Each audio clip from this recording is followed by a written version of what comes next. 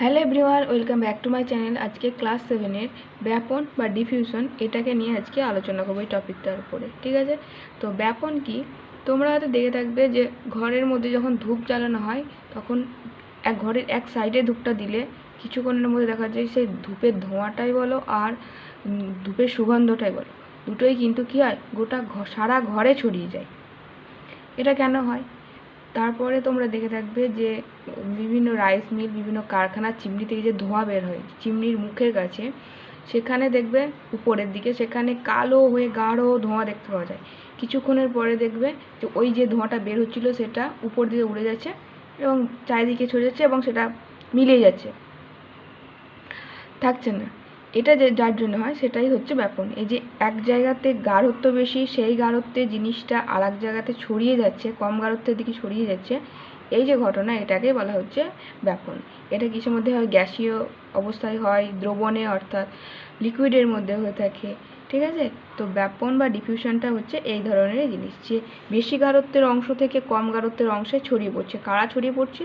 বিভিন্ন যে যৌগ মানে গ্যাসীয় অবস্থায় বা দ্রবণে থাকা অণুগুলো। এই ঘটনাটাই হচ্ছে ব্যাপন বা ডিফিউশন।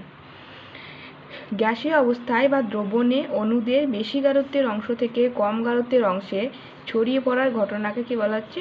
ব্যাপন। অর্থাৎ ব্যাপনে কি হয়, সবসময় বেশি গাঢ়ত্বের অংশ থেকে কম গাঢ়ত্বের অংশে ছড়িয়ে পড়ে।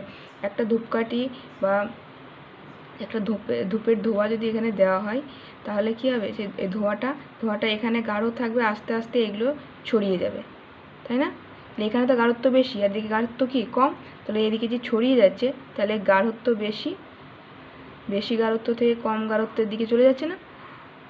তো এই যে এরা চলে যাচ্ছে এই গ্যাসীয় অণুগুলো, সেটাই হচ্ছে ব্যাপন। বুঝতে পেরেছ?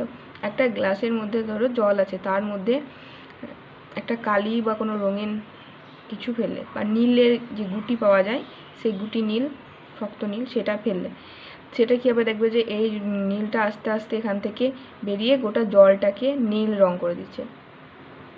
এটা যার জন্য হয় সেটাই হচ্ছে ব্যাপন।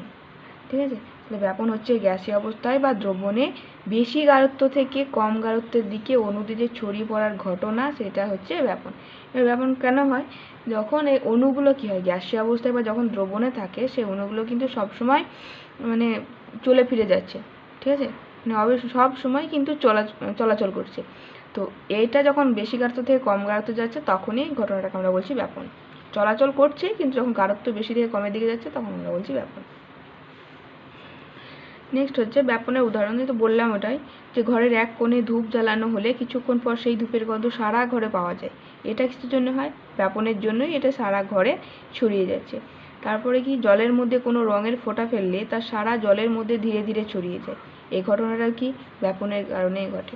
ঠিক আছে, নেক্সট হচ্ছে উষ্ণতা বাড়ালে ব্যাপন ধীরে না তাড়াতাড়ি ঘটে। উষ্ণতা বাড়ালে ব্যাপন ধীরে না তাড়াতাড়ি ঘটে? উষ্ণতা বাড়ালে ব্যাপন কিসে হবে? তাড়াতাড়ি ঘটবে। কারণ কি, উষ্ণতা বাড়ালে যে অণুগুলোরই তো এক বেশি গাঢ়ত্ব থেকে কম গাঢ়ত্বে যাচ্ছে, তো উষ্ণতা বাড়ালে কী হবে, অণুদের গতি আরও বৃদ্ধি পায়। যেহেতু উষ্ণতা বাড়ালে অণুদের গতি বৃদ্ধি পায়, তাই ব্যাপনও কিন্তু তাড়াতাড়ি হয়। ঠিক আছে, নেক্সট দেখো, গ্যাসীয় অবস্থায় না দ্রবণে ব্যাপন ধীরে ঘটে। কোথা ধীরে ঘটবে? গ্যাসীয় অবস্থা আমরা কি জানি যে তিনটে অবস্থা, গ্যাসীয়, তরল আর কঠিনের মধ্যে গ্যাসীয় অবস্থায় অণুগুলো দূরে দূরে থাকে, আর দ্রবণে মানে লিকুইডের তরলের মধ্যে কি তার থেকে কাছাকাছি থাকে, সেখানে একটা আকর্ষণ বল থাকে। তো সেই জন্য গ্যাসীয় অবস্থার চাইতে দ্রবণে ব্যাপনটা ধীরে ঘটবে, কিন্তু গ্যাসীয় অবস্থায় কী হবে, দ্রবণের চাইতে তাড়াতাড়ি ঘটবে।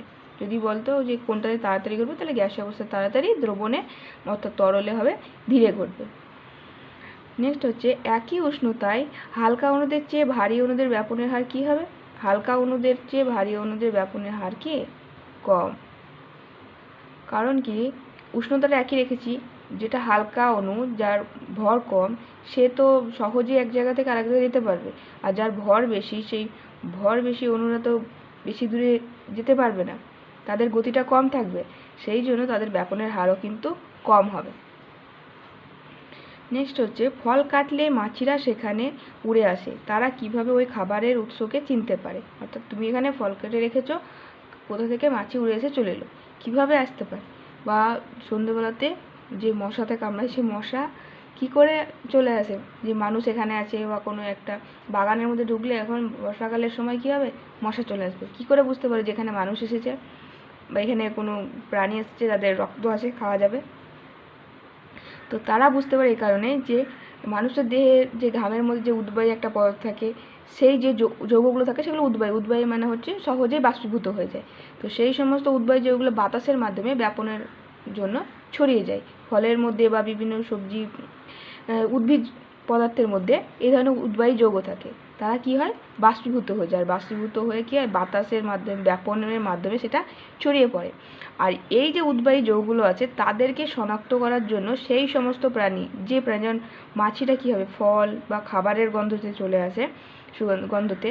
আর মশারা কী হচ্ছে, সেই মানুষের, যদি বলি মানুষের ঘামের গন্ধকে চিনতে পারে। এরকম কিছু তাদের প্রোটিন থাকে, বিশেষ প্রাণীর বিশেষ প্রোটিন থাকে, তারা সেই গন্ধটাকেই চিহ্নিত করতে পারে।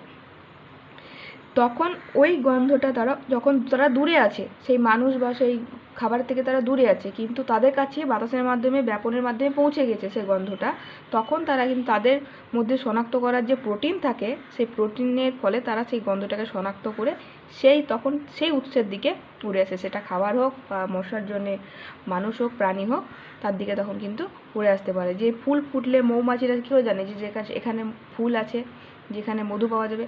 ফুলের যে গন্ধ, যে উদ্বায়ী পদার্থগুলো বের হয়, সেগুলো বাতাসে ভেসে ভেসে বহু দূর যায়।